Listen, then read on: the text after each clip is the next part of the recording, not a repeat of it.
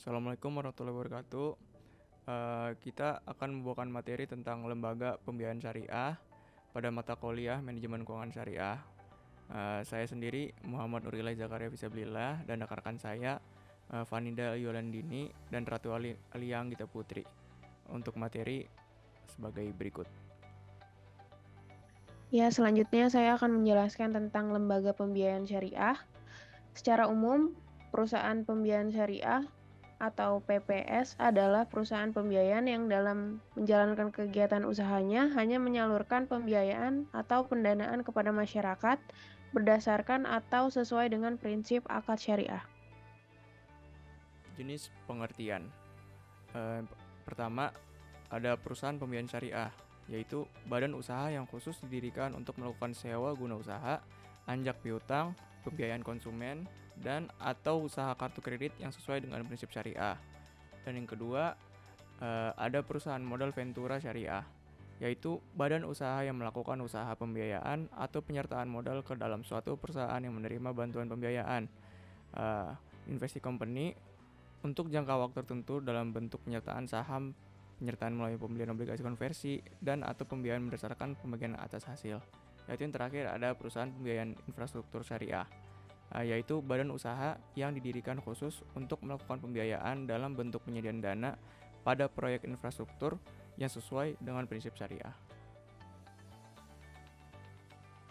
Selanjutnya, saya akan menjelaskan jumlah lembaga pembiayaan syariah yang ada di Indonesia. Berikut adalah rincian jumlah lembaga pembiayaan syariah di Indonesia per Maret 2023. Bisa dilihat seperti grafik di sebelah kiri. Berdasarkan data dari OJK per Maret 2023, jumlah lembaga pembiayaan syariah di Indonesia adalah 1.024 lembaga. Jumlah tersebut terdiri dari 16 bank umum syariah atau BUS, 121 BPR syariah, dan 887 perusahaan pembiayaan syariah atau PPS. Lalu selanjutnya kami akan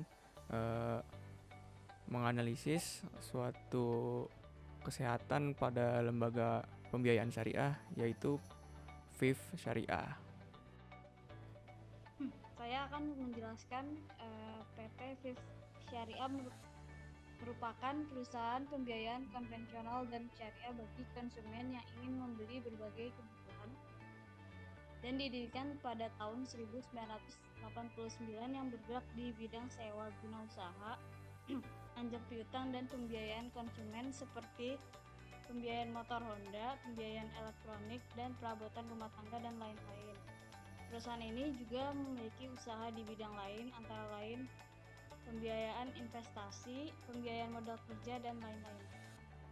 Selanjutnya saya akan membahas tentang perkembangan aset PT FIF Syariah. Laba bersih FIF kuartal 3 tahun 2023 meningkat sebesar 30,9%, yaitu senilai 3 triliun dibanding periode yang sama pada tahun 2022 yang hanya mencapai 2,3 triliun. Secara nilai penyaluran pembiayaan, FIF mencatatkan peningkatan sebesar 28,1% menjadi 31,8 triliun dibanding periode sama pada tahun 2022 yang mencapai 24,8 triliun. Peningkatan yang juga terjadi pada booking unit pada kuartal 3 tahun 2023 dengan kenaikan sebesar 19,9% menjadi 2,4 juta unit dibanding periode sama pada tahun sebelumnya yang mencapai 2 juta unit. Pertumbuhan kinerja ini didukung oleh 5 brand service FIF, yaitu FIF Astra, Danastra, Spektra, Pinatra, dan Amitra. Lalu selanjutnya saya akan menjelaskan perkembangan piutang pembiayaan FIF Syariah. Piutang pembiayaan konsumen bersih berhasil tumbuh 3,4% per tahun menjadi 31,27 triliun. Piutang pembiayaan mampu tumbuh sebesar 31 secara tahunan menjadi 452,20 triliun di tahun 2022 ketika tekanan inflasi meningkat dan mencapai level tertinggi sebesar 6,0% secara tahunan di bulan September 2022. Yang berarti semakin tinggi piutang pembiayaan dalam perusahaan tersebut, maka semakin baik kinerja keuangan dalam perusahaan pembiayaan tersebut. Selanjutnya VAR, yaitu Financing to Asset Ratio, yang digunakan untuk mengukur kemampuan pada suatu perusahaan pembiayaan dalam memenuhi permintaan melalui jaminan sejumlah aset yang dimiliki. Nah, VAR itu bisa dilihat tinggi rendahnya untuk menggambarkan bagaimana kemampuan perusahaan dalam memenuhi permintaan dengan aset yang dimiliki. Nah, dari 3 tahun tersebut bisa kita lihat poin yang paling tinggi didapat pada tahun 2021, yaitu 92,6%. Berarti di tahun tersebut memiliki kinerja keuangannya itu paling sehat di antara tahun berikutnya maupun sebelumnya. Pada MSMD, yaitu atau bisa kita bilang sebut model disetor.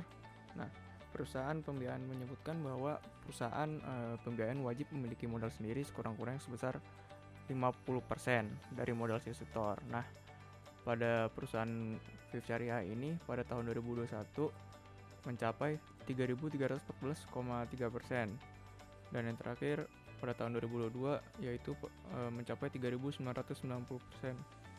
Berarti sudah melewati 50%. Sangat sehat berarti ya. Selanjutnya saya akan menjelaskan gearing rasio pada PT FIF Syariah. Gearing rasio adalah rasio keuangan yang membandingkan beberapa bentuk ekuitas pemilik atau modal dengan hutang atau dana yang dipinjam oleh perusahaan.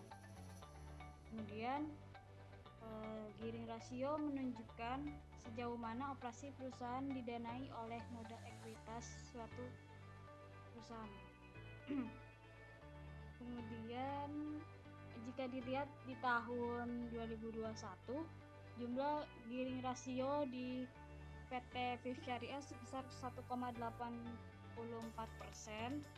Kemudian jika dilihat dibandingkan dengan tahun 2022, jumlah gearing rasio pada PT FIF Syariah sebesar 2,16%, yang artinya